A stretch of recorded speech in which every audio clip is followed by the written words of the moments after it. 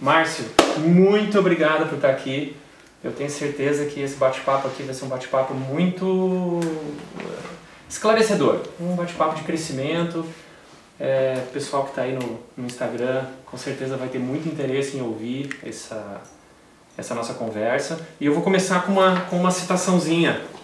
Nenhum homem terá chance para desfrutar um triunfo permanente se não começar a olhar-se no espelho para descobrir a causa real de todos os seus erros. Né? Então, com essa citação, vamos começar. Como é que você iniciou? Né? Então, na realidade, assim, a minha história, ela vem desde quando a minha história existe enquanto ser. Ou seja, desde a minha infância e adolescência, eu fui criado pelo meu avô até meus 6 anos de idade. Por que é importante citar isso? Porque, na realidade, às vezes, as pessoas elas olham para uma planta, né, como o conceito do bambu chinês. Né, eu gosto de contar isso, porque o bambu chinês é assim, né? Tu planta o bambu chinês e ele leva uma semana, tu vai lá, não tem nada, um mês nada, 2 meses, 3 meses, 1 ano, 2 anos, 3 anos, 4 anos, 5 anos e o bambu chinês nasce. E aí as pessoas perguntam, mas meu Deus, o que o bambu chinês estava fazendo nesse período todo? Construindo raízes. Então às vezes quando tu olha para a planta, tu não sabe as raízes que lá estão. O ser humano não é diferente. Quando a gente olha para alguém, a gente fica imaginando o que acontece com essa pessoa. De onde vem esse indivíduo, por que ele está lá? E quando as pessoas julgam simplesmente aquilo que percebem, o que os olhos veem, na grande maioria das vezes, o coração não sente. E por que essa frase ela é tão interessante? Porque nós estamos falando sobre valores. Uma coisa que você percebe no conceito comportamental. Outra coisa é o que impulsiona aquele comportamento, que muitas vezes tem um valor por trás disso. Isso nós falamos muito dentro do coach, que é o valor por trás da meta. Ou seja, o que te impulsiona a fazer o que tu faz. Então comecei com 6 anos de idade, lá atrás, morando com vô e vó. Minha avó faleceu quando eu tinha 3 para 4, meu avô quando eu tinha 6, quase 7. Minha mãe volta, me assume, conhece um padrasto que batia em mim nesse período, até meus 14 anos de idade eu convivi com ele. Com 9 anos de idade comecei a praticar boxe porque queria me defender dele. Com 14 anos saí de casa, vim para Porto Alegre, mochila nas costas, 4ª série do 1º grau. Cheguei aqui dos 14 até os 17 anos, só a 4ª série. Com 17 fiz supletivo do 1º, supletivo do 2º. Fiz a minha primeira faculdade, foi em nutrição, com 20 anos. Com 17 anos fui gerente de uma academia. Com 20 anos de idade montei minha primeira empresa, uma academia também. Com 25 anos de idade eu tinha 16 empresas em Porto Alegre, apresentava 3 programas de televisão e tinha 517 colaboradores. Obviamente estou contando aqui de uma forma muito rápida e sucinta. Minha vinda para Porto Alegre foi complexa, cheguei aqui com uma mochilinha nas costas, uma recomendação de um amigo, lá em Taquara, cidade natal Taquara, aqui perto, prol de uma pretensão do autodesenvolvimento. Ou seja, o que eu quero? Eu quero saber que carro eu tenho que ter, que casa eu tenho que ter, que trabalho eu tenho que exercer, com quem eu vou conviver, quem eu sou para o mundo, mas e quem eu sou para mim. Então veja bem que interessante é. As pessoas que vivem nessa busca constante do autodesenvolvimento, essas pessoas não se conhecem. E por conseguinte a pergunta é muito simples. E aí? Esse carro que tu tens é para ti ou é para o outro? A roupa que tu usa, para quem é? Porque se tu não te conhece, o que acontece? Então o que a gente vê diante dessas circunstâncias ou situação é o que mais ocorre hoje. Existe um tema que é a crise dos 40. Por que a crise dos 40? Crise dos 40 anos? A crise da meia-idade, partindo da premissa de que 80 seria uma idade completa, vamos dizer assim. Perfeito. Então, essa crise da meia-idade, crise dos 40, começa nos 35 anos e vai aproximadamente até os 45. Veja bem, isso é uma média, né? Um jovem pode começar muito mais cedo, outros pouco depois. Mas por que isso acontece? Porque um indivíduo se forma na faculdade, quando se forma, atua num determinado mercado, chegando numa determinada instância, 40, 45 anos, quando chega na meia-idade, o inconsciente dele, que está atuando diretamente ao inconsciente coletivo, conforme a tese de Carl Jung, esse indivíduo chega à seguinte conclusão: será que esse filho que eu tenho, meu filho, que eu amo, será que é esse mesmo que eu queria? Será que esse relacionamento que eu tenho é o que eu queria? Será que esse trabalho que eu tenho é o que eu queria? Até porque talvez ele chegue num ponto de inflexão onde ele imagina que ainda há uma chance de começar novamente ou ir por outro caminho. Perfeito. Só que o mais interessante de tudo é que esse processo, ou esta reflexão, ela é inconsciente. Ele nem se dá conta. Nem se dá conta. Ele não para assim, tipo... E floresce daí. Floresce. Aí floresce. E aí vem o quê? Zona de conforto, saio dessa zona de conforto, vou para uma zona de esforço, entro, passo pela minha zona de perigo, chego na minha zona de excelência, ou eu fico onde estou, e muitas pessoas chegam a essa reflexão, por vezes num processo inconsciente, ou outras vezes num processo inconsciente, que se torna consciente, mas ainda assim continua lá, parado. Por quê? Porque tem medo de agir, tem medo de sair de onde está. Porque, óbvio, vai ter que enfrentar algo, como estamos enfrentando diante de uma pandemia que aqui estamos. Mas, contudo, tudo isso é um movimento que cada um vai tendo. Então, a pessoa chega a essa percepção, e por isso nós vemos o quê? Pesquisas comprovam isso, que a grande maioria das separações acontecem entre 35 e 45 anos. Por quê? Porque é um período de crise que a pessoa chega. Mas por que isso acontece? Porque nós vivemos uma sociedade um tanto quanto arcaica num conceito de conhecimento e, acima de tudo, naturalmente, de autoconhecimento. Por quê? Porque nós vivemos uma sociedade ainda embasada no contexto da escravatura. Ou seja, uma sociedade que espera que alguém diga o que ela tem que fazer e que tem dentro de si, fundamentalmente falando do brasileiro, do Brasil, podemos pegar vários outros países que esse exemplo também se exemplifica, mas o Brasil em especial por uma questão desse abandono de Portugal, a invasão de Portugal, depois o abandono, então aquela coisa de ficamos órfãos. Então o país tem muito essa coisa do órfão, de alguém para me ajudar. E aí o que acontece, ao invés de eu buscar o meu autoconhecimento, quem eu sou, o que eu preciso, o estudo, o conhecimento e o autoconhecimento, eu fico esperando que alguém me dá. Que alguém me dê. Ou seja, você perde a identidade do indivíduo. O indivíduo, por vezes, sequer, a grande maioria das pessoas não sabe quem é. Então, quando tu falasse de propósito, o primeiro propósito do ser humano aqui é o autoconhecimento. Nenhum outro propósito é tão importante quanto esse. Se tu perguntares, mas tu tem um propósito? Eu tenho um texto escrito, que é o propósito da minha empresa, que hoje está aglutinado ao meu. Gerar nos seres humanos o desejo de despertar o seu herói interior, possibilitando assim o encontro da sua melhor versão. Então, para mim, isso está incluído na minha mente, eu sei o que eu tenho que fazer todos os dias, e é o que eu faço. E essa é a minha missão de vida. Contudo, veja bem para o outro, para o mundo, para o universo. Mas eu tenho uma missão primária que é para mim. E quando nós descobrimos que essa missão fundamental e primária que todo ser humano tem, que é o autoconhecimento, passamos aí para uma segunda, que chama-se autorresponsabilidade. Se você tem autoconhecimento, você se conhece, você pode se tornar responsável de si próprio. Se você não se conhece, como vai se responsabilizar por algo que você não sabe o que é? Afinal de contas, você tem então um vulcão na sua mão que a qualquer instante pode entrar em erupção. E, por exemplo, nós vemos por aí agora acontecendo, pessoas se matando com essa pandemia, pessoas com síndrome de pânico, depressão, processos ansiosos. Ansiedade e o abuso de drogas, acontece de tudo. Tudo. E por que isso? Porque essa pessoa não consegue controlar esse motor gigante, essa turbina que cada um tem dentro de si. E essa turbina que é impulsionada pelo que chamamos de inteligência emocional. Inteligência emocional que nada mais é do que a capacidade que as pessoas deveriam ter de gerenciar suas emoções. E aí quando falamos disso, estamos falando das 4 emoções. Medo, tristeza, raiva e alegria. Todas as outras são subemoções. Mas medo, tristeza, raiva e alegria são as nossas 4 emoções originais. E essas emoções têm um lado positivo e negativo. Positivo e negativo porque você pode usar positivamente ou negativamente. Eu acho que daí eu vou colocar uma perguntinha. Pode. Tem uma sequência de raciocínio que é pensamentos, sentimentos, ações e resultado.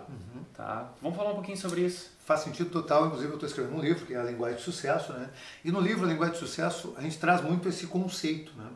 Esse contexto do pensamento, ele traz a tese vem porque é o seguinte, se tu pensa em algo, logo que tu pensa, tu cria uma imagem associada ao teu pensamento. Nenhuma pessoa consegue entender o que foi dito para ela sem que passe por um filtro de decodificação interno e cerebral que todos nós temos. Programação. Uma programação. Perfeito. Uma programação que poderíamos chamar aqui de crença. Ou seja, uma programação que gerou uma crença, gerou o que você acredita agora. Então, por exemplo, Léo, se eu te perguntasse agora, copo. Copo. Palavra copo. Se eu te pergunto copo, que imagem vem para ti? Como é que é esse teu copo aí que tu imagina? Sim, vem o visual de um copo. Legal. E como é que ele é? Consegue me dizer? Um copo dos mais simples. Um copo daqueles de vidro comum que a gente tem em casa para tomar água. Legal. E como é que ele é esse copo simples e comum? Ele é com listrinha? Ele é afunilado? Não, ele é... O meu é aquele listrado, aquele de 500 ml, aquele que vende no mercado, tipo de Coca-Cola, sabe? De refrigerante. E tem umas canaletinhas. Tem as canaletinhas, isso aí. E aí ele é transparente, não? Transparente. E quando tu enxerga ele, ele vem vazio, vem com algo dentro? Ele vem vazio. Vem vazio. Se tu olhar o fundo dele, inclusive, também tá vazio. Também tá vazio. Legal. Agora, quando tu pensa nesse copo, pega esse mesmo copo, e quando tu pensa nele, o que te lembra na tua infância? Se tu fizer uma pequena busca aqui, onde é que nós chegamos? Eu me lembro muito de questão de festinha de aniversário, de criança, de refrigerante, o Guaraná, aquela coisa toda, né? Não tinha mais o Guaraná, mas o Guaraná estava lá na mente. Então, veja bem, assim, isso é uma tese de um cara chamado Fritz Perls, que estudou o conceito da gestalterapia. Então, através de uma simples informação, um objeto, eu posso buscar um consenso de memórias. Eu posso chegar à infância da pessoa. Então, por exemplo, essa tese ajuda, dentro de um processo terapêutico, a resgatar memórias. As pessoas dizem, eu não lembro de nada da minha infância. Com uma pergunta de um copo, eu posso buscar alguma coisa na memória dessa pessoa, ou um alimento que esse indivíduo goste.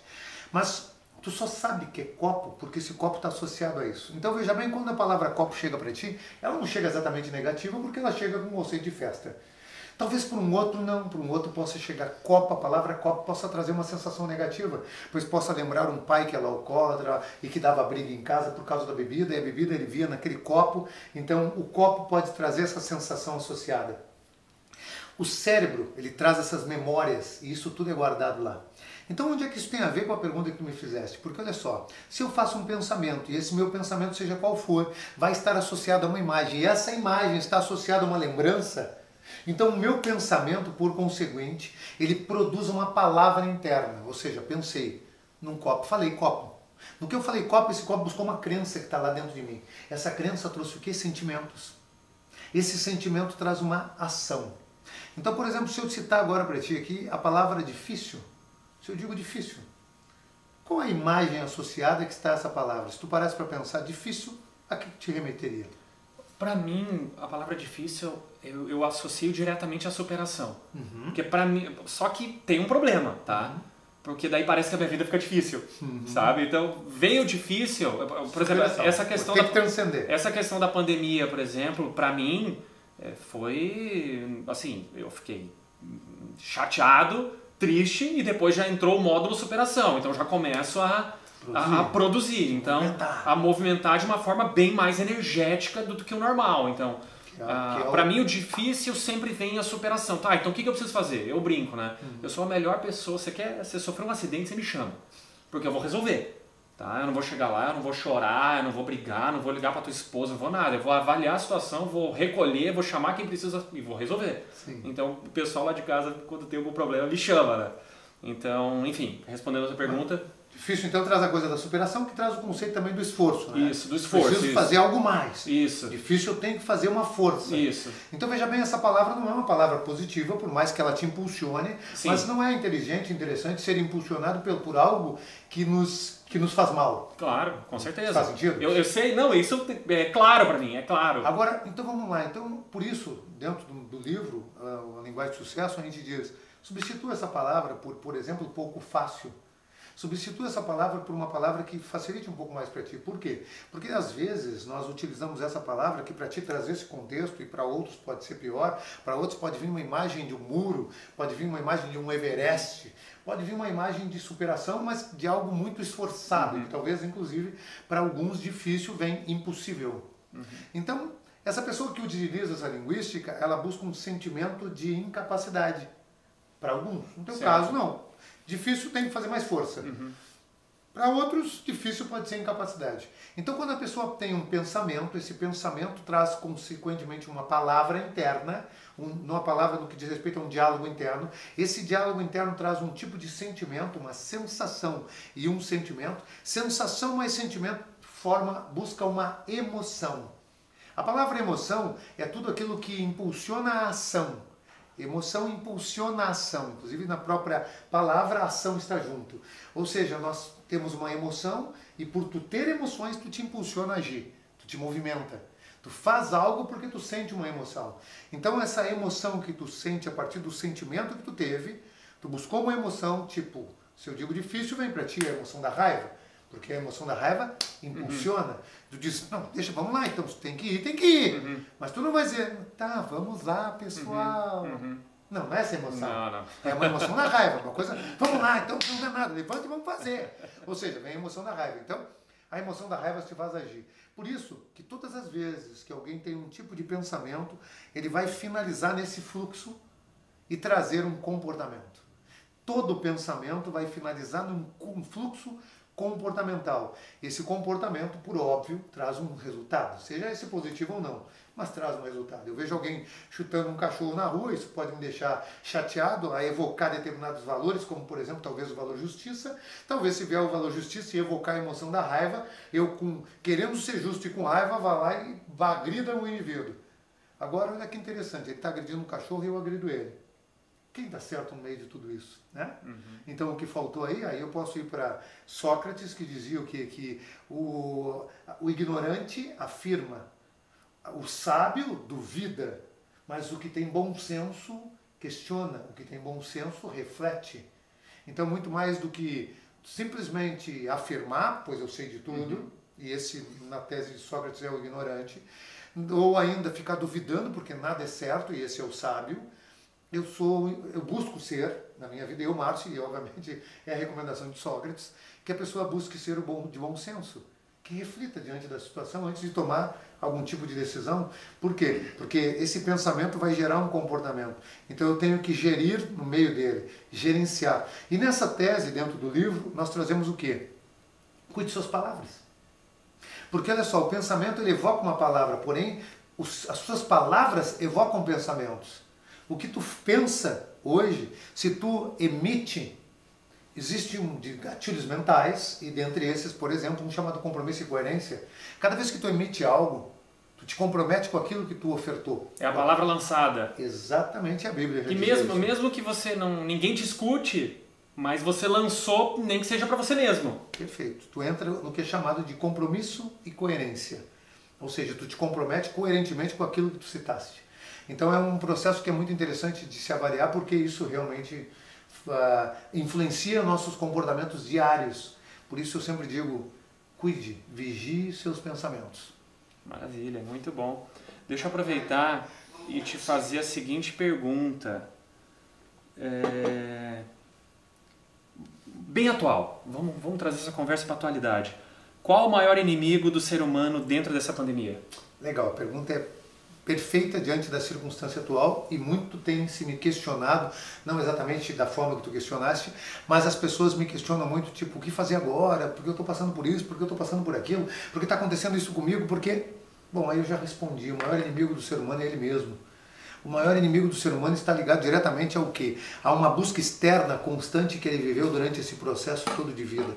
Agora, de repente, o que fizeram? Enclausuraram esse indivíduo que viveu muito para o lado externo, que viveu muito do lado de fora, colocaram ele dentro de uma jaula, ou seja, dentro de um apartamento, dentro da sua própria casa.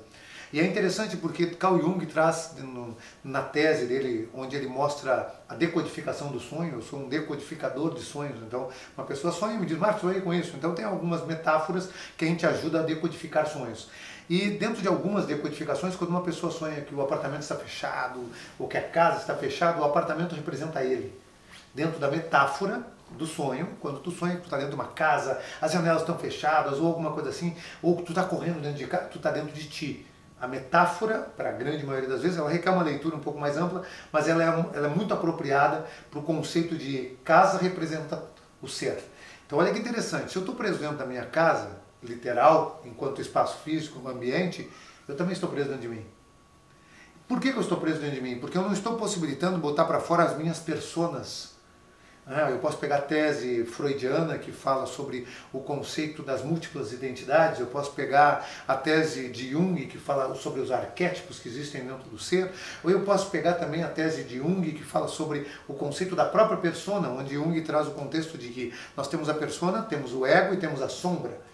E aí eu posso ir para dentro de Paul MacLean, que é um outro autor que fala sobre o cérebro trino, onde nós fazemos a interligação desses dois movimentos, nós temos a persona como quem nós mostramos para a sociedade, que é nosso cérebro lógico, o cérebro neocórtex, o eu, o ego, nosso cérebro límbico, cérebro emocional. Então olha que interessante, nessa tese você é suas emoções, e o cérebro réptil, reptiliano, inconsciente, instintivo, a sombra. Por quê? Porque lá dentro estão nossos maiores instintos e por vezes piores. o da sexualidade, o da ira e diversos conceitos que por vezes o neocórtex a razão deve avaliar, na tese também de Sócrates, onde o de bom senso avalia, o de bom senso ele reflete sobre o que está acontecendo e não simplesmente age. Né? Sim, e o que é interessante é que o indivíduo, ele, na sua rotina, ele navega entre essas pessoas. Total. Então, quando ele está em casa, quando ele está no trabalho, quando ele está com os amigos. E agora o fato da pessoa estar em casa, ou seja, como é que fica essa situação toda? Então esse é o grande conflito que as pessoas estão vivendo hoje. Por isso que eu comento que o maior inimigo do ser humano na situação atual é ele próprio. Por quê? Porque agora todas essas pessoas estão aglutinadas, estão juntas dentro de um ser só. Então agora eu não consigo mais sair com meus amigos e mostrar uma parte de mim. Não consegue tirar férias, digamos assim. Exato, de mim mesmo. Exatamente. Entende? Então assim, é interessante porque as pessoas às vezes têm me comentado, não, porque agora eu vi meu marido. Porque eu vejo ele lá trabalhando e esses dias eu disse para ele, quando é que esse cara vai vir para dentro de casa também? Porque agora eu estou te vendo aqui no trabalho, ou seja, eu nem sabia que tu era assim. Porque é uma persona que ele utiliza ali, entende? É onde ele solta um lado dele. Por algum motivo nas crenças dele, dentro da casa dele, talvez com a esposa, com o filho, com os pais, ele tem que ser diferente. Então, ele adota a persona e as pessoas fazem isso. Elas vivem personas. Elas vivem personagens em ambientes. O ambiente forma uma determinada personalidade. Já tem essa programação. Está programado. Quando entrou em determinado ambiente, ele ativa essa persona. Perfeito. Entende? É um processo inconsciente que ele vem num conjunto. O ambiente aciona um estado físico, mental e emocional. E esse indivíduo se coloca dentro dessa persona. Então esse é o maior conflito que as pessoas estão vivendo hoje, que é o quê? Agora ela se tornou única. Ela está íntegra.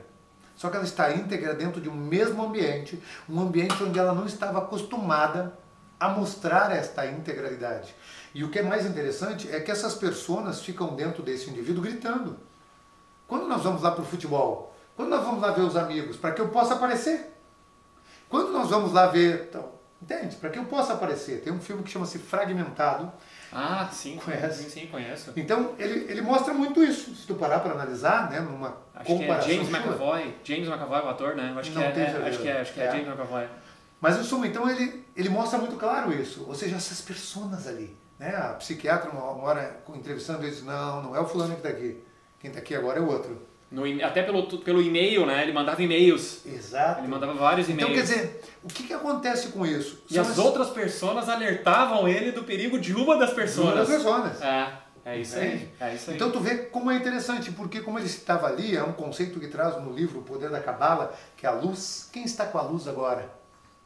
Entende? Então quem está com a luz quer dizer que tem o poder de ser iluminado e de aparecer. Então as pessoas agora, elas estão nesse conflito porque todas essas pessoas estão dentro de um ambiente só. Elas estão aparecendo dentro de um ambiente. Então as pessoas às vezes me questionam, Márcio, o que eu faço, né? Como eu lido com tudo isso? E aí vem alguns contextos fundamentais, que dentre eles está primeiro a organização.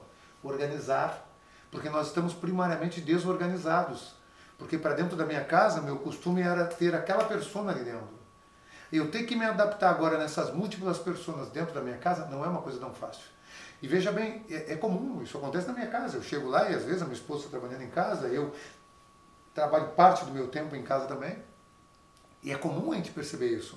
Eu consigo perceber quando ela entra num modo persona profissional e o time que ela leva para sair daquele modo persona profissional para voltar para o modo persona mãe, esposa, amiga, companheira, parceira e assim por diante. Tem um timezinho ali, sabe? Tem um pequeno delay. E é incrível o quão notório fica a mudança do estado que acontece ali. E provavelmente ela também talvez perceba isso comigo, da mesma forma que eu percebo com ela. Contudo, obviamente, a gente consegue se relacionar bem por nos entendermos em relação a tudo isso e conseguirmos jogar com isso. Porque o primeiro passo para que eu possa gerir esse acontecimento é ter a consciência de que ele existe. Ninguém trata a doença que nem sabe que ela existe. Certo, diagnóstico. Certo, o primeiro ponto é esse. Então eu entendo isso. Hoje em dia o primeiro passo é o autoconhecimento e as pessoas estão lutando contra elas. E organização, organizar o setor, depois um processo de autorresponsabilidade. Porque quando tu tem autorresponsabilidade, onde é que a responsabilidade está ligada a isso? Primeiro eu preciso organizar minha casa. organizar meus horários, saber que hora eu sou profissional, que hora eu sou pai, que hora eu sou esposo. Entende? Saber separar isso, afinal de contas tudo está acontecendo dentro do mesmo ambiente. Antes da chegada no ambiente já me dizia, agora tu é pai, agora tu é profissional, agora, hoje não mais. Então eu tenho que fazer essa separação e eu tenho que organizar o que antes era organizado pelos próprios ambientes.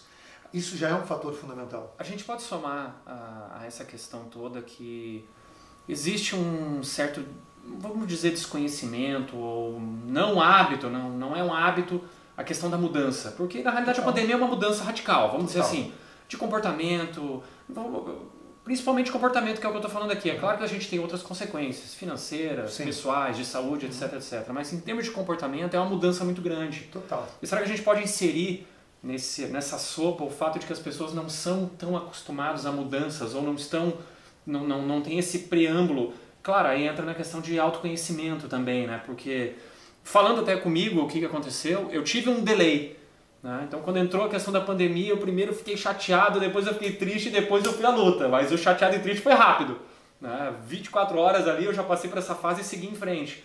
Porque a minha realidade é uma realidade acostumada à mudança. Então eu acredito que isso é algo que você vai adotando e vai absorvendo. O que você acha dessa questão sobre o hábito da mudança, né? Em primeiro lugar, é isso aí mesmo que tu citaste. O ser humano não tem a característica de viver isso. Inclusive, muito antes pelo contrário. As pessoas vivem muito hábitos fixos. Ou pelo menos elas têm um desejo intrínseco que seja sempre fixo, né? Óbvio. Eu acho que isso eu noto, né? A pessoa, ela tá encontrando uma dificuldade, mas ela mantém o mesmo comportamento, o mesmo racional. E hoje em dia, num mundo tão dinâmico, né? O mundo, falando do empreendedorismo, que é o nosso foco hoje maior, é falar sobre empreendedorismo, mas as pessoas acho que não se deram conta que o dinamismo hoje do mundo é tão elevado que a mudança é o normal, né? Eu acho que essa é uma questão... Pois é, então o que eu estava te comentando é assim, as pessoas não têm essa característica de adaptar-se à mudança, porque isso é uma característica que a gente percebe, pessoas que vivem dentro de um relacionamento reclamando, eu conheço pessoas que dizem, o esposo está chegando e a pessoa diz, chegou mala. Aí está chegando a esposa e diz, chegou a jararaca. Quer dizer, só um pouquinho, como é que tu convive com a jararaca ou com mala, tá entendendo? Como assim? Por que tu está dentro disso? Porque o ser humano mais tem medo é o desconhecido. Então veja bem, o que o ser humano mais busca é o controle da situação, é ter controle. Então é melhor que eu esteja diante, e veja bem, não eu, mas a grande maioria das pessoas infelizmente pensa assim, e por isso a zona de conforto. É melhor que a pessoa esteja dentro de uma situação que é negativa, mas que ela conheça, e por consequente tem domínio, tem controle, do que ela está dentro de uma situação onde ela está buscando algo que é prazeroso para ela, mas que ela não tem ainda uma perspectiva de futuro, que ela não sabe ainda o que vai acontecer. Então ela chega em casa, ela sabe que tem aquela pessoa lá que vai reclamar, e ela já sabe como lidar com aquela reclamação, ela já sabe que se ela passar ali e não der muita bola, tá tudo bem, ela vai pro quarto, ela faz não sei o que, ela já aprendeu a lidar com aquilo. E você pode somar também a isso não ceder. Né? A pessoa tem a inflexibilidade, né? Então, não, eu não vou ceder, até porque é um processo de mudança, a mudança causa alguma dor, causa sair da zona de conforto, então eu acho bem... E uma coisa interessante sobre esse conceito é que, na realidade, quando nós pensamos em zona de conforto, a zona de conforto existe, e eu falo muito isso, inclusive até foi um dos posts que eu trouxe agora no Instagram há poucos dias atrás, que é assim, a zona de conforto ela existe porque as pessoas não têm exatamente uma certa ausência de facilidade em buscar o novo. As pessoas têm uma ausência de facilidade em deixar o velho. O que a pessoa não consegue é o desapego. As pessoas não conseguem se desapegar do hábito antigo. Então não é o hábito novo que prejudica o processo. O que a gente está vivendo hoje não é porque as pessoas não estão conseguindo se adaptar com o novo, mas sim porque as pessoas não conseguem largar o velho. De novo, pelo mesmo conceito. O conceito do contexto de eu conheço isso é conhecido por mim. O novo eu ainda não domino, eu não tenho controle sobre ele. Então é natural que as pessoas vivam isso. E é muito interessante no contexto do empreendedorismo. Por quê? Porque eu atendo muitas empresas. E hoje em dia o que a gente percebe? Que as pessoas elas estão condicionadas a um tipo de trabalho, há pouco tempo atrás, que era um trabalho, vou de novo na mesma tese anterior da escravidão, da escravatura, que é o seguinte, a pessoa sai de sua casa, vai até um determinado trabalho e ela faz o quê? Ela faz. Ela só faz. Algo que alguém lhe passa. Que alguém passou e é pronto. Então veja bem, e o que é mais interessante, porque o chamado líder, que na verdade era chefe, mas se assim dizia líder, chegava lá e percebia que ele ia fazer, Então quando ele sabia que a sua equipe estava dentro de um padrão de produtividade elevada ou não, quando as pessoas estavam fazendo algo. Então ele chegava lá, as pessoas estavam conversando, mas aí quando ele chegou, alguém está limpando alguma coisa. Pronto, ele diz, opa, minha equipe é produtiva. Por quê? Porque na cabeça dele, a produção está ligada a quê? A se movimentar, fazer algo. Mas não era mensurada essa produção por resultado. Por quê? Porque as empresas não estão acostumadas a trabalhar com o conceito do resultado. Estão acostumadas a trabalhar com o conceito da produtividade. Da ação. Que tem a ver com ação, com produzir algo. E quando tu produz algo, tu pode produzir, mas não dá resultado. É a diferença entre ser eficiente e ser eficaz. Suponhamos que a gente chega num determinado apartamento, chega na tua casa, teu apartamento está inundado, teve um vazamento. Aí tu vai lá, pega o melhor pano, o melhor balde, o melhor rodo, o melhor tudo e começa a secar o teu apartamento. Tu foi eficiente, pegou o que tinha de melhor. Porém, tu não foi eficaz. Não foi lá e não fechou o registro para resolver o primeiro ponto, que é o vazamento. Então, quer dizer, eficácia ao invés de eficiência. Eu posso ser eficiente desde que eu tenha consciência de que estou sendo eficaz. Porque o mais importante de tudo é o resultado final, é o que tu entregas. Então, o colaborador de hoje, agora nesse novo processo, eles vão ter que avaliar o seguinte, qual o resultado que eu entrego?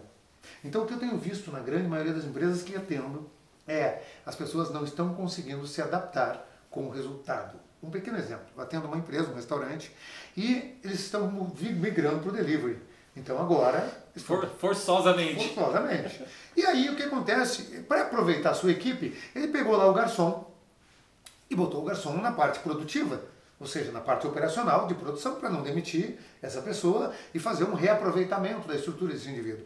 E esse indivíduo agora começa a entrar em processo depressivo. Por quê? Porque lá o processo dele era qual? Ele não tinha que fazer uma escala de produtividade para dar um resultado X e que esse resultado fosse mensurado ao término do dia pela quantidade de caixinhas que ele empacotou, por exemplo. Não, ele se conversava com as pessoas, ele era tão bom quanto ele bem se relacionava. E agora ele teve que se adaptar. Essa era a métrica de resultado dele, o relacionamento. Tá, perfeito. Agora ele teve que mudar o conceito. Então veja bem, o resultado dele não era exatamente o resultado mensurável literalmente.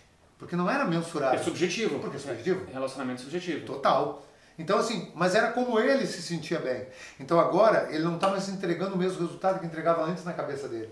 Porque o formato mudou. Então essa adaptabilidade, essa reflexão, a possibilidade de refletirmos sobre isso e ao mesmo tempo nos adaptarmos o mais rápido possível para que possamos encontrar a solução e voltarmos a sermos realizadores, ou seja, entregarmos resultados, é fundamental. Isso a gente vê hoje que as pessoas não estão se adaptando. De novo, voltamos para o conceito de zona de conforto. Entende? Então o que as pessoas dizem? Quando vai voltar ao normal? Sim. Entende? E aí já entra o novo normal para contrabalancear isso daí, ou seja, está dizendo, meu, se vira porque a mudança veio para ficar. Até porque, assim, eu acho que é importante destacar que a pandemia, ela está mudando o formato do mercado. Então, players estão saindo, players estão conquistando mais espaço. Então essa mudança, ela é significativa. Total. Sabe? E nesse sentido acho importante a gente comentar sobre a diferença entre derrota e fracasso. Porque tem pessoas agora que elas estão vivenciando as chamadas derrotas temporárias, vamos chamar assim, né? Comenta um pouquinho sobre isso para nós. Legal. É interessante entender porque na prática é o seguinte, o fracasso... Primeiro ponto, existe um conceito linguístico aí sobre a palavra. Quando nós fazemos uma pequena avaliação sobre esses dois contextos, é assim, eu posso perder a tese de perder uma batalha, mas eu não perdi a guerra. E aí eu posso fazer um comparativo. O fracasso, literal, seria o conceito da guerra. A batalha perdida pode ser uma derrota, eu posso ser derrotado hoje, mas continuo em busca de algo porque eu quero ganhar a guerra. Ou seja, eu quero ganhar a vida. Eu quero ter uma vida plena. Eu quero me sentir pleno nesta vida. E isso, tudo que está acontecendo, pode me ajudar, pois cada derrota me fortalece. E o próprio Napoleão Hill já citava isso no livro A Lei do Triunfo, onde ele dizia que cada derrota é um caminho a menos... É a semente da próxima vitória. Da próxima vitória, porque é um caminho a menos para que tu escolha. Tu sabe que ali tu já foi e não é positivo. E quando nós pensamos dentro do coach, nós temos um conceito que diz o seguinte, não existe fracasso, existe apenas feedback, existe apenas avaliação de resultados. E por quê? Porque o fracasso ele é literalmente um conceito. Cada pessoa vive uma vida, uma história, e se eu olhar para a história de alguém, eu posso, do meu ponto de vista, imaginar esse indivíduo é um fracassado. E aquele indivíduo, dentro daquele contexto, pode achar que ele é um vencedor. Por quê? Porque tudo é uma questão de ponto de vista, de perspectiva. Então, quando você começa a ter uma percepção de vida mais do aprendizado, você elimina da sua vida o fracasso. Então, quando as pessoas me perguntam, Márcio, alguma vez tu já fracassou? Eu trago a seguinte informação, muitas vezes me equivoquei. Contudo, diante de todas elas, muito, mas muito, aprendi. Então, todos os meus equívocos me trouxeram uma vastidão de conhecimento e de aprendizado, os quais hoje coloco em prática. Isso não indica, literalmente, que não mais me equivocarei. Entende? E ainda no mesmo, pois eu já me equivoquei da mesma forma algumas vezes. Mas são aprendizados da vida. E isso me importa? Nem um pouco. Tem uma questão que eu acho que é bem relevante e vem junto com essa nossa conversa, é que, no meu ponto de vista, as pessoas elas têm uma certa dificuldade de se posicionar no tempo que elas estão. Então, hoje, a expectativa de vida de uma pessoa é 80 anos. Quem está nascendo agora, depois dos anos 2000, é capaz de ser mais de 100. Mas, mesmo assim, as pessoas elas têm uma dificuldade de viver o presente. Vamos falar um pouquinho sobre isso? Então, veja bem, isso é muito interessante, porque na prática esse é um fator muito relevante para o tema atual, para o que estamos vivendo hoje. Por quê? Porque como as pessoas vivem muito projeto de futuro e consequências do passado, ou seja, o que eu aprendi, o que eu sofri, e isso me trouxe um aprendizado para eu usar no futuro. Então as pesquisas comprovam que o ser humano vive 75% no passado, 20% no futuro, 5% no presente. Algumas pessoas, quando eu digo isso, me dizem, mas não faz sentido para mim, porque eu me enxergo muito mais pensando para frente. Ok, mas você só pensa para frente embasado no conhecimento que tem do passado. Então tu faz uma projeção de futuro embasado no que tu já aprendeste. E o que tu já aprendeu te possibilita projetar o futuro. Agora nós estamos num cenário cujo qual a projeção de futuro está baixa. Por quê? Porque a expectativa diminuiu. Perdemos o direito de nos projetarmos, pois o que achávamos, equivocadamente também, que antes tínhamos controle, que era o futuro, através de um planejamento, que veja bem, tudo bem, podemos planejar e podemos sim alinhar e facilitar. Contudo, o planejamento, por mais que seja importante, eu diria fundamental, ainda não nos dá a certeza do acontecimento. Mas a pessoa, a partir do instante que ela tem a possibilidade, pelo menos, de fazer um plano, ela acha que já tem o domínio sobre o seu futuro. Então, as pessoas agora não estão com esse domínio. Sabe o que disseram para as pessoas? Assim, vive o presente. Foi isso, entende? A pandemia veio e disse assim, vamos ver o quão bom tu és para viver o presente. Vivas o presente. E aí a pessoa começou a ter que estar na frente... Um pouso forçado, vamos dizer assim. Perfeito. Um pouso forçado. Exato, no aqui e agora. Entende? Trouxeram o cara para o aqui e agora. E aí a pessoa está na frente de uma outra pessoa e ela está conversando com aquela pessoa, mas ela está conversando com aquela pessoa pensando no amanhã, no depois. É interessante, por exemplo, a pessoa pega um celular e ela vai para o Instagram, e aí no que ela está ali abrindo o Instagram dela, ela enxerga uma roupa. Futuro. Ela já está se enxergando com aquela roupa. Ela não se enxerga, ela não vive o presente. Então é interessante de perceber todas as fotos, os comentários que as pessoas fazem sobre postagens do tipo uma pessoa sentada na frente do seu avô, da sua avó, e a avó lá comendo enquanto aquela criança está ali, ou aquele jovem, aquele filho mexendo no celular. As pessoas não estavam vivendo o presente. E agora se obrigaram a estar vivendo o presente. E ainda assim, obviamente, muito ainda estão vivendo no futuro ou na vida dos outros. Poucos estão vivendo a sua vida. E por quê? Porque eles não têm uma vida. Porque eles vivem tanto na persona e tão pouco no ego, tão pouco no eu, tão pouco nas emoções. Porque quando você vive a emoção, você consegue se entregar para o aqui e agora. Tem um livro que chama-se Peça e Será Atendido, e esse livro ele fala exatamente sobre isso, sobre você ser capaz de contemplar o que acontece. Contemplar é você olhar para uma planta e simplesmente analisar a planta. E perceber e contemplá-la, olhar a beleza que aquela planta tem na sua essência. Eu conheço pessoas que, quando eu digo isso, a pessoa volta e me diz assim, Márcio, cara, eu não me dava conta, tem uma árvore perto da minha casa que é linda, cara. E eu nunca tinha me dado conta que aquela árvore estava lá. Isso é contemplar, é tu perceber o que tu tens, o que está em volta de ti.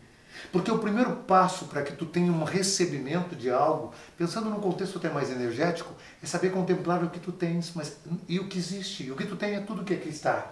É a contemplação do todo. Porque as pessoas até por vezes elas querem agradecer, mas não existe gratidão sem contemplação. Sim, então, perfeito. Você só vai agradecer aquilo que você estabelece valor. Perfeito.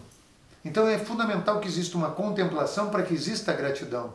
Então as pessoas não aprenderam a viver o presente. Hoje as pessoas me perguntam, Márcio, o que eu faço? Processo ansioso, etc. A ansiedade nada mais é do que uma projeção de um futuro insolúvel. Eu me projeto para um futuro que é insolúvel. Por que ele é insolúvel? Porque ele está no futuro. A solução do futuro só lá ocorrerá. Veja bem, por conseguinte, a solução só está no presente. Então você só pode resolver o que tem agora. E se você quiser resolver seu passado, você pode, mas agora. Porque você não volta literal, mas você pode voltar mental. E você pode voltar, nós temos ferramentas da programação neurolinguística que eu ressignifico pessoas. Contudo, ainda assim, o presente faz isso. Então, da mesma forma, o seu futuro. Então você pode ficar feliz pelo que você acredita que vai ter, mas você ficou feliz agora. E talvez você ainda assim não o tenha, mas ficou feliz agora, porque você viveu o presente. Então isso é felicidade, é você conseguir viver pleno. Felicidade nada mais é do que plenitude, assim como plenitude também é felicidade, mas plenitude mais do que felicidade é a capacidade que o indivíduo tem de estabilizar suas 4 emoções. Quando medo, tristeza, raiva e alegria estão equilibradas, aí você tem plenitude. E inclusive, diga-se de passagem, essas 4 emoções, elas não só interagem entre si, mas elas vivem um fluxo, e que chamamos então de fluxo perfeito das emoções. Sim, ele é um equilíbrio, né? Então, existe talvez um comentário meu nesse sentido, é que existe um desconhecimento ou uma crença que não é realidade, de que a gente deve pensar positivo e ser feliz. Mas não, na realidade é o equilíbrio de todas as emoções, porque todas elas complementam o indivíduo. Todas elas complementam o indivíduo. Por exemplo, uma pessoa que não vive a emoção da tristeza, que não se permite sentir essa emoção, ele acaba oprimindo essa parte da emoção. Bem como ainda a raiva. É natural que eu tendo raiva, o que eu tenho? O positivo da raiva é impulsionamento. Eu ajo com a raiva. A tristeza me traz a humildade, porque diga-se de passagem, nós estamos aí obviamente falando também de conceito de valores, mas diga-se de passagem, quando uma pessoa chora, ela acessa um processo de fragilidade. Então diga-se, muitas pessoas inclusive dizem isso, né? Não, chorar é para fraco. E quando a pessoa intrui nela esse conceito, ela acaba não se entregando para essa emoção e não se permite acessar isso. Quando ela não chora e não acessa essa emoção, por conseguinte, ela também não acessa a humildade. A ausência desse valor, humildade, impossibilita inclusive a flexibilidade e a resiliência, pois existe um conjunto dos valores que interagem em nós. Resiliência, flexibilidade, compreensão, esse conjunto acontece. Compaixão também. Para ter compaixão, para que eu possa ter solidariedade, que eu me torne solidário, eu preciso da compaixão, e para ter compaixão eu preciso de empatia, e esse conjunto todo, ele vem com um simples start da humildade. Por isso existe até um fluxo de valores que leva ao valor do amor, e dentre esses o primeiro é a humildade. Se eu não tenho humildade, eu não vou ter o segundo passo, que é o perdão, porque daí com humildade eu tenho perdão, eu tenho capacidade de perdoar e de me auto-perdoar. E quando eu faço isso, que eu me auto-perdoo, eu entro por um outro valor chamado aceitação.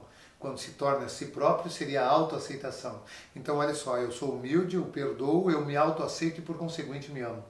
E aí, não tem jeito, né? Ninguém ama o outro sem amar a si próprio. O amor tem um fluxo. As pessoas, por vezes, o que elas mais buscam, ser amado, ser amado, ser amado. E esse fluxo fica falho, tem uma lacuna e um vazio, porque o amor ele é um processo de solidariedade, de doação.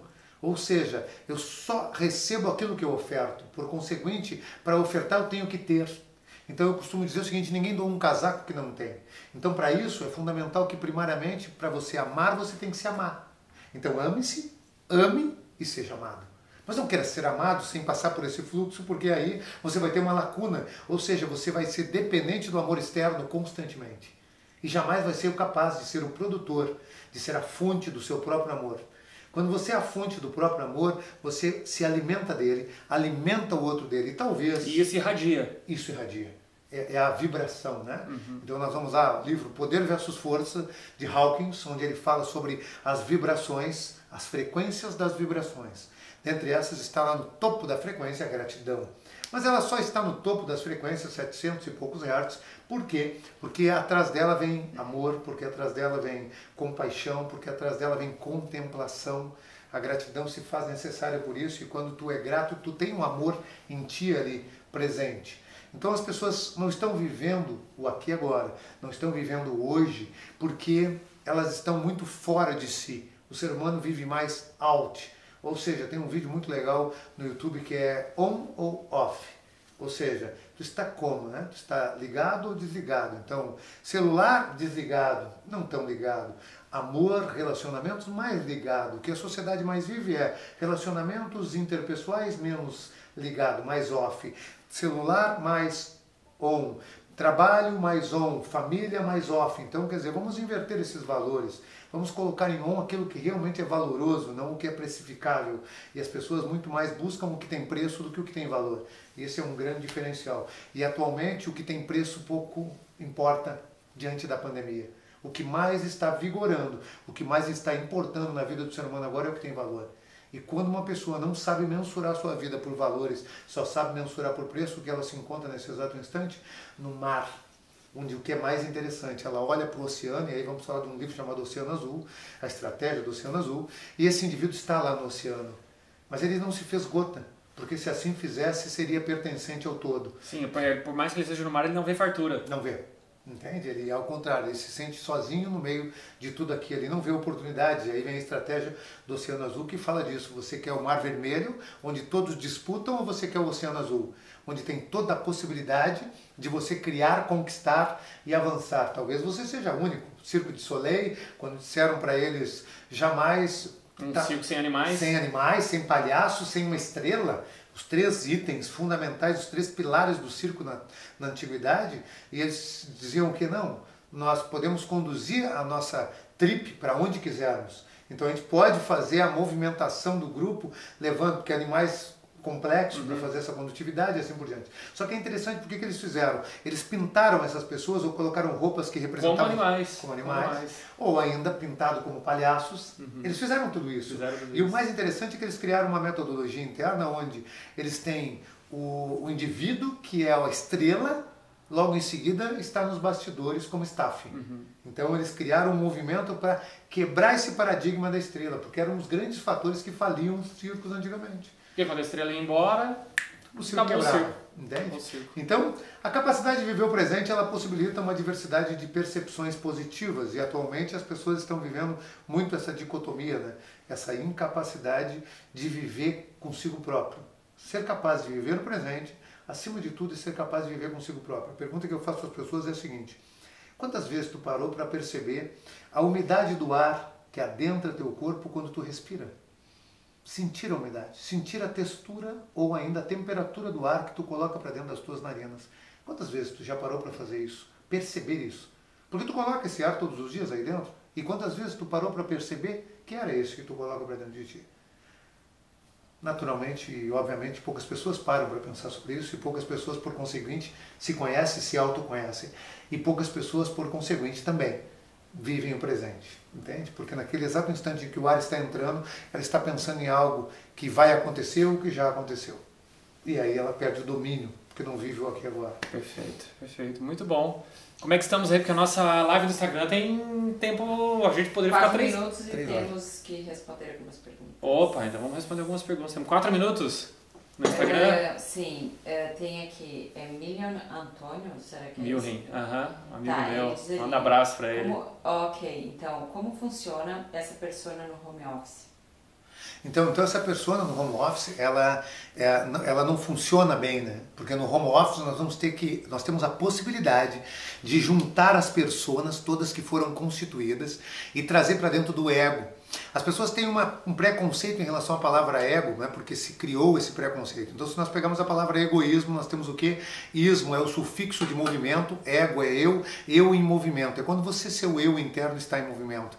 Então, quando nós trazemos todas essas pessoas para dentro de nós, nós vivemos a integralidade do ser. Por isso vem o encontro do que eu citei anteriormente, que é o quê? Eu preciso agora me organizar um pouco mais, eu preciso me conhecer um pouco melhor. Então, agora as pessoas estão meditando, agora as pessoas estão fazendo yoga, agora as pessoas estão buscando um pouco mais seu centro para se autoconhecer. Eu sei que é doloroso porque parece que nós perdemos um pouco a nossa identidade. É interessante porque o que as pessoas me dizem é: eu estou me sentindo desorganizado. E veja bem o quão interessante isso. Quando eu pergunto isso, e por vezes eu posso até ir à casa da pessoa, mas eu pergunto: e a tua casa está assim? Não, não é minha casa. Porque não é a casa. É a casa verdadeira dele, é ele. É dentro dele que essa desorganização está. E por quê? Porque exatamente o que tu citaste. A persona veio para dentro de casa e a persona estava acostumada a existir só lá fora. Então agora o que está acontecendo, ele está desorientado porque está desorganizado.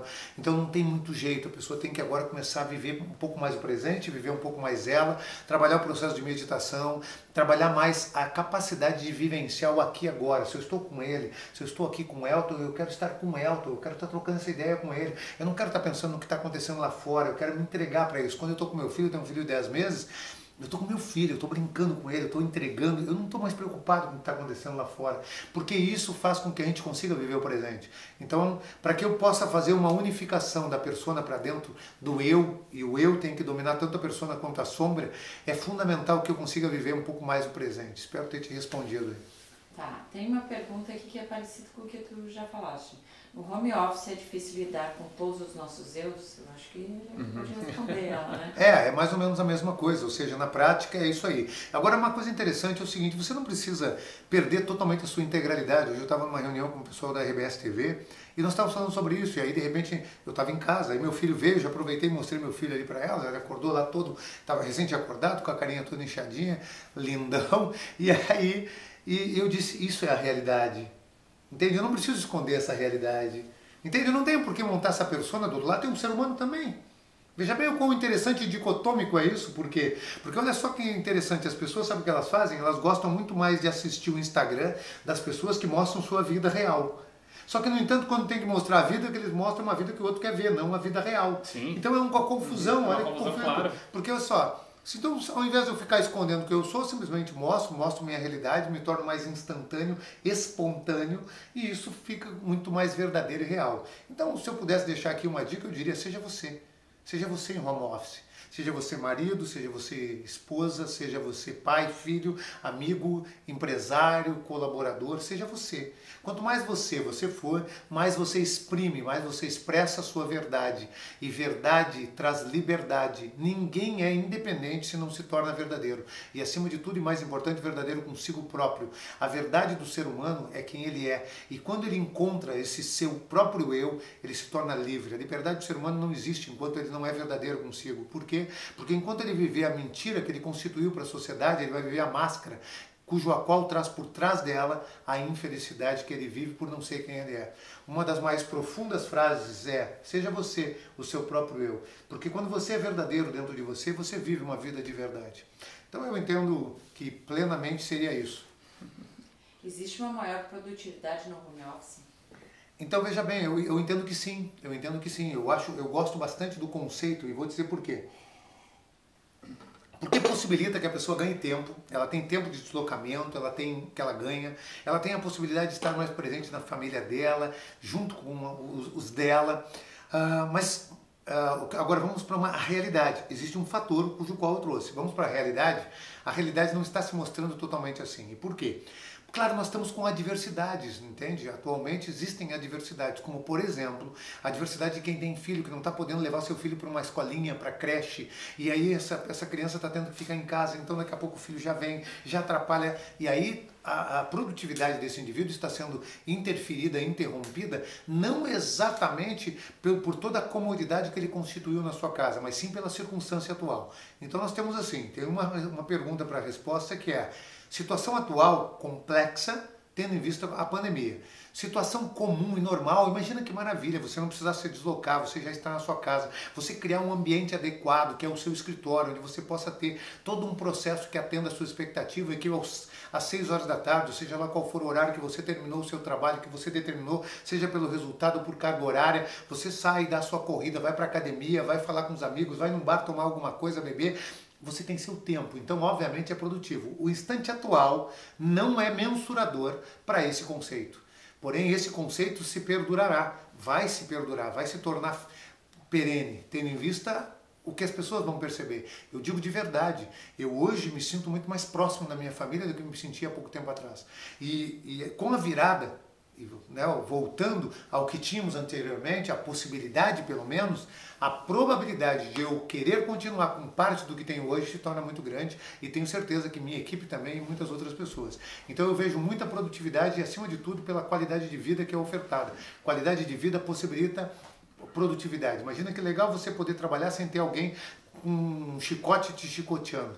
E se você tem um líder do seu lado, que por vezes é um chefe, é assim que acontece. Agora, quando você tem que entregar com produtividade, é com você. Agora vamos lá, mas Márcia, aqui eu preciso de alguém me vigiando. Legal, então eu sugiro que você comece a fazer algum curso de autoconhecimento para desenvolver suas capacidades e potencialidades, porque daí você vai se tornar menos interdependente e mais autônomo, independente, literalmente. Então eu acredito na produtividade.